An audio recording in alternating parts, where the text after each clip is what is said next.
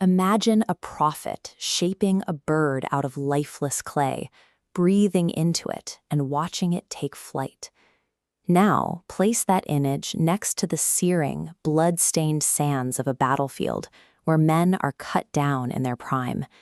These two extremes, the absolute height of divine intervention and the crushing depths of human despair, are contained within a single chapter of the Quran, Surah Al-Imran.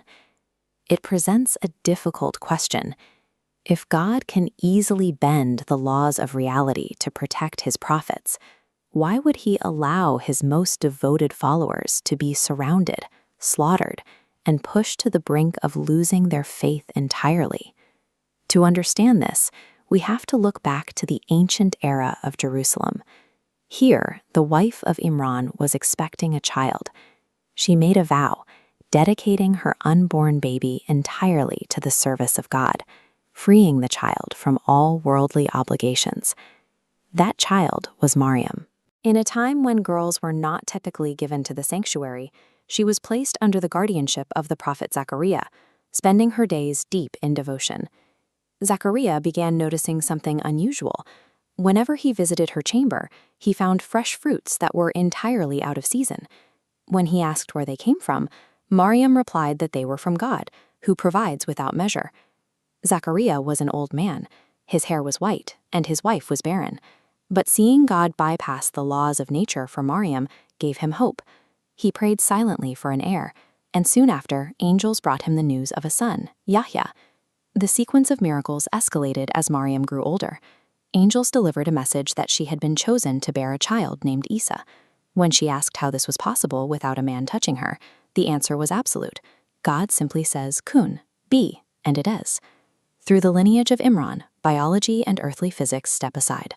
The narrative establishes that God's will operates completely independently of human logic. As Isa grew, he demonstrated abilities that bypassed natural laws entirely.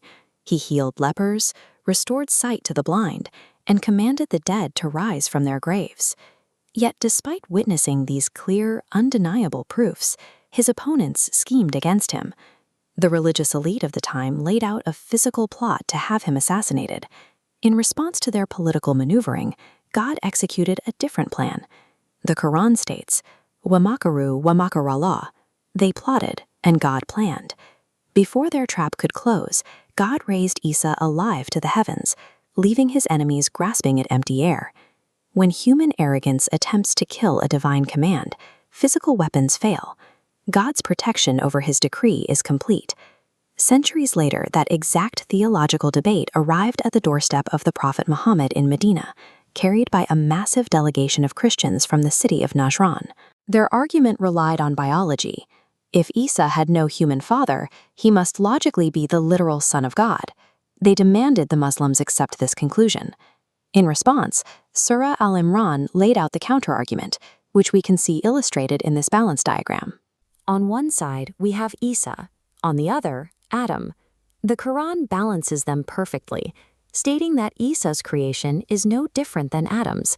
Both were formed from dust, brought to life by the exact same command, kun. When the delegation refused to accept this, they were met with the ultimate challenge, the mubahala.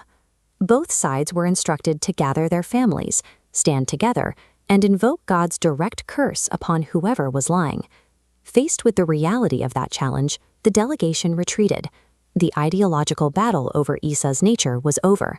The truth was protected.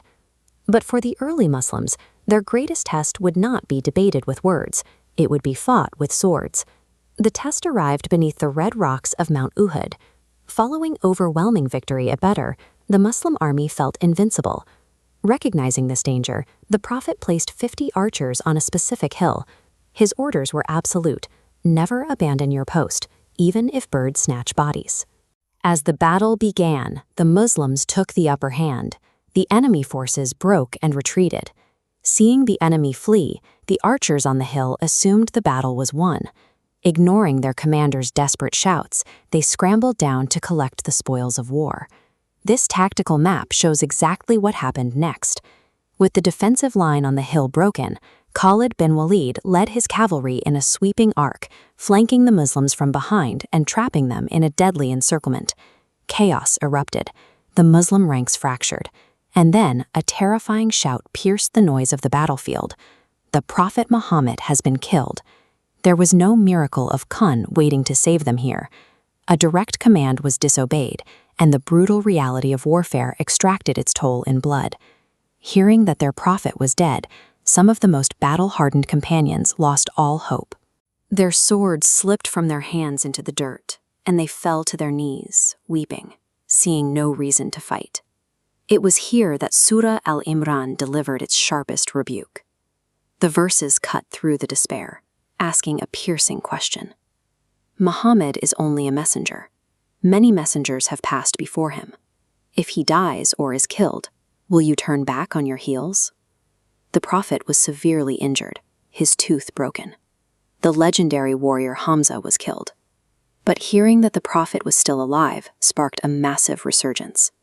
The companions rallied, fought their way out of the encirclement, and survived the day. Uhud stripped away the illusion that faith guarantees physical invulnerability. It proved that victory does not come from waiting for miracles or from the safety of numbers, but from discipline and strict obedience. Surah Al-Imran ends with a definitive command.